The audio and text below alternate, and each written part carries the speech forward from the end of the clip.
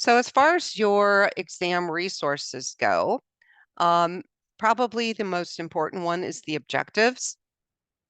I cannot emphasize how important these are because when people write the exam questions, they are given an objective and a sub-objective, and then they look at these commands and concepts and base the questions on the commands and concepts. You will not see a question on the exam where the command or concept is not listed here. These questions go through several levels of review, and one of the things reviewers look for is to make sure that the question matches the objectives. Okay, so make sure you look through these objectives and that you are familiar with all of them. For the math functions, and there are a lot of them, these are the ones that you need to know. Okay, for evaluating expressions with logical and comparison operators, this is what you need to know. Okay, so make sure you target your studying so that you are focusing on information that is in this objective domain. Then to help prepare you further, there are two different geometrics tests available. And the geometrics tests have a training mode and a testing mode. Training mode, basically, that it's not timed, and you'll know if you got it right or wrong, and there is feedback for you. Testing mode simulates the certification test, so you are not going to know if it's right or wrong, and it's timed. You will see a timer.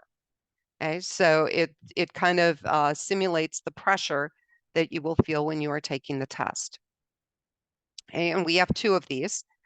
As an assignment, you do need to do one of the testing modes, and you need to pass and turn in a screenshot of that. Okay, and that is in the previous week.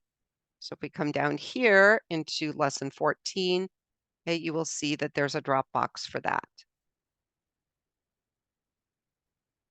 Now, doing the geometrics is helpful not only in preparing you for the test, but it also will show you areas of weakness. Okay, it'll show you which objective areas that you may need more work on. And what I've done down here for resources is I've listed the main objective and then the sub-objectives. And these are all documents on the different sub-objectives. So any area that you may need to review should be listed here under resources. Okay, and you can see that I focused on the math functions that you need to know, or math methods. Okay, and so anything that was listed in the objective domain as something that you need to know, you should see it here.